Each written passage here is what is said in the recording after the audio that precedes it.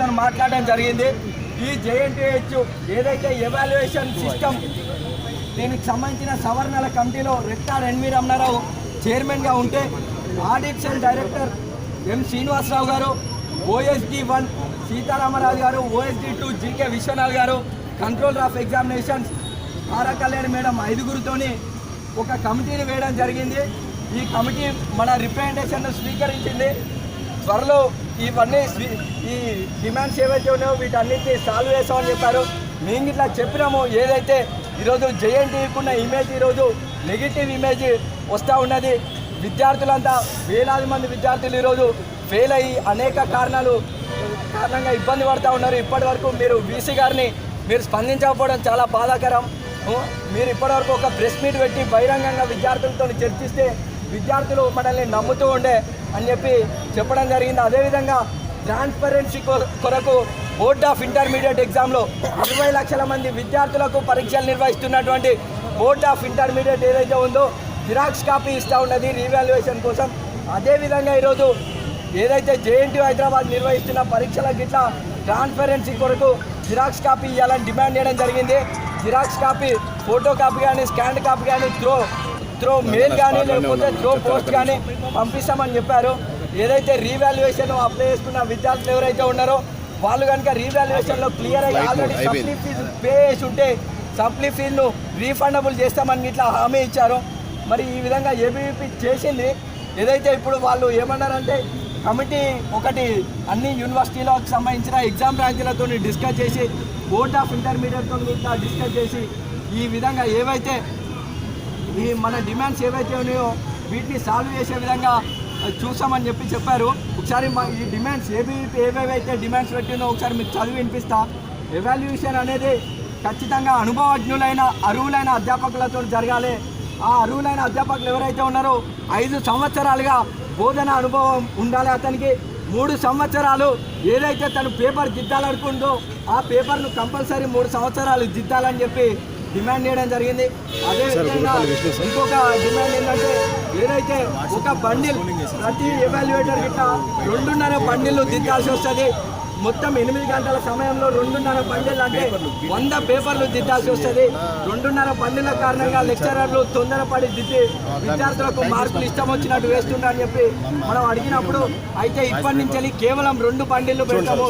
8 గంటల సమయంలో 2 బండిళ్ళు పెడితే 20 పేపర్లు తగ్గుతాయి. ఒక్కొక్క పేపర్కి 2 నిమిషాల సమయం ఎక్కువ వస్తుంది. దీని కారణంగా విద్యార్థులు ఏమన్నా లబ్ధి పొందే అవకాశం ఉంటుందని చెప్పి హామీ ఇచ్చారు. అదేవిధంగా ఈరోజు మనమందరం ఇక్కడ JNTUను డిమాండ్ చేయడమే కాకుండా ఈరోజు మనమందరం రీవాల్యుయేషన్కి సంబంధించిన జిరాక్స్ కాపీ అడిగినాము, ఇస్తామని చెప్పారు. ఇప్పటి నుంచి దాన్ని ఇంప్లిమెంట్ చేస్తామని చెప్పారు.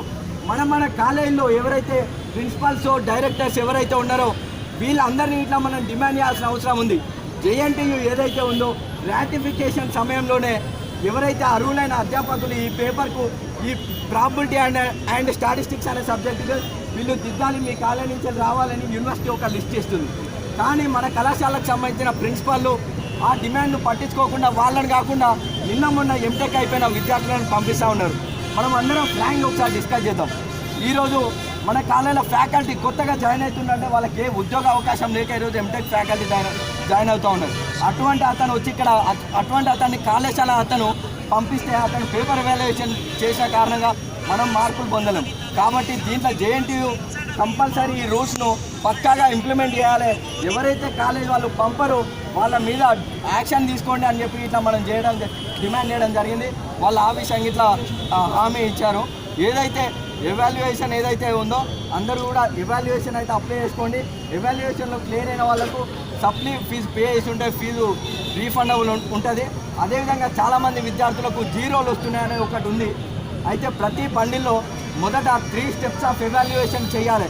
ఇప్పుడు ఓన్లీ ఒకటేసారి పేపర్ తీస్తారా అది వెళ్ళిపోతాయి. ABVP డిమాండ్ చేసింది 3 సార్లు ఎవాల్యుయేషన్ చేయాలి. 3 సార్లు అంటే మొదటిసారి ఎవాల్యుయేషన్ చేసిన తర్వాత ఒక విద్యార్థికి 0 మార్కులు కానీ లేకపోతే 26 కంటే తక్కువ మార్కులు ఒకవేళ వచ్చినట్లయితే అది సెకండ్ స్టెప్ ఆఫ్ ఎవాల్యుయేషన్ కింద అతనికంటే ఎక్స్పర్ట్ ఎవరైతే ఉన్నారో ఆయనతో పేపర్ దిద్దించాలి మళ్ళొకసారి అని చెప్పి డిమాండ్ చేయడం జరిగింది.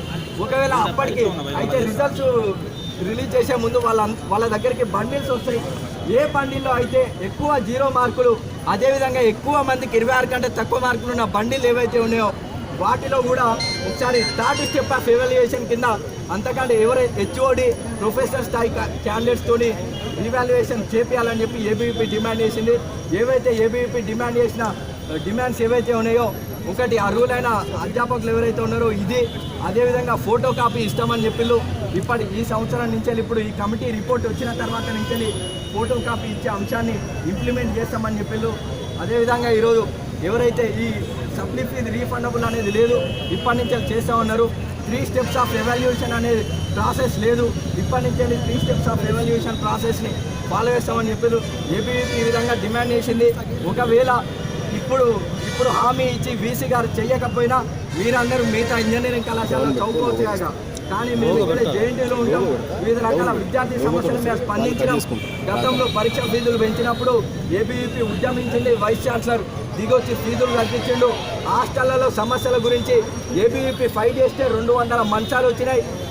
సపరేట్గా ఇంజనీరింగ్ విద్యార్థులకు ల్యాబ్ సౌకర్యం కావాలి, 24/7 టెక్నిక్ సౌకర్యం, సిస్టమ్ సౌకర్యం, ఇంటర్నెట్ సౌకర్యం ఉండాలంటే ఏబీవీపీ చేసిన ఉద్యమం కారణంగా 200 కంప్యూటర్లు వచ్చినాయి. ఆ విధంగా ఇక్కడ ఉన్న వైస్ ఛాన్సలర్ను కావచ్చు, రిజిస్ట్రార్ను కావచ్చు ఒప్పించి పని చేపించే సత్తా ఏబీవీపీకి ఉంది. ఏబీవీపీ మీకు హామీ ఇస్తుంది, ఎట్టి పరిస్థితుల్లో మీ సమస్యలు సాల్వ్ అవుతాయి. ఇప్పుడే వారు బీసీ గారు ఇట కంపల్సరీ కమిటీ ఫామ్ అయిన తర్వాత ఏదైతే కమిటీ డిమాండ్స్ ఏదైతే అంతా స్టడీ చేసిన తర్వాత కాలేజీల నుంచి వెళ్ళి రిప్రజెంటేటివ్స్ని పిలుస్తున్నాడు. ప్రతి కాలేజీ నుంచి వెళ్ళి ఒక్కొక్క రిప్రజెంటేటివ్ని పిలిచి వాళ్ళతో డిస్కస్ చేస్తూ ఉన్నారు. ఇక ఇంతటితో మనం ఈ ధర్నా విరమిద్దాం. బీసీ గారు చెప్తున్నారు, ఈసారికి మనం వినకపోయినా ఏబీవీపీ బీసీ గారి మెడల్ ఉంచి మీ ప్రాబ్లం సాల్వ్ చేసే సత్తా ఏబీవీపీకి ఉంది. అని ఎన్ని రోజుల కంప్లీట్ చేశారు?